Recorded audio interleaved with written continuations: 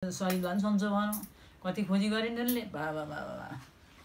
10-12 लाख त सकियो होला खोजी गर्दै 15-16-17 लाख कति सक्यो नि अब त्यो हेराउने चलाउने पनि त्यसैमा त कहिले 35,000 लगाउँछन् कहिले 20,000 लगाउँछन् कहिले 22,000 लगाउँछन् है अब गरेन भने यसो गर्दिएन भने चाहिँ गऱ्यो भने हुने केही पनि हैन त्यो भएर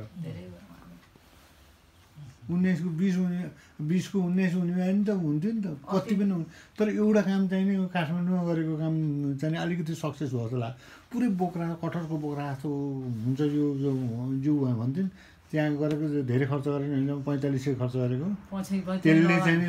यो चाहिँ नि यस्तो हरायो भन्थ्यो पनि पछिको चाहिँ लगाउँथ्यो नि बरु जान्नी रहेछ है लामा होला बिबी गरेर धुमधाम गरेको गर्नु त त्यो घसे त बाबु सेला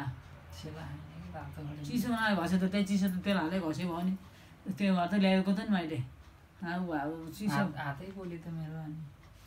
कस्तो पोल्ने दाना छ रे त कस्तो पोल्ने पनि के पोल्छ नि के पोल्छ र रन्दै दुख्यो बेला तैँले गरेर रन्दै हात नलगा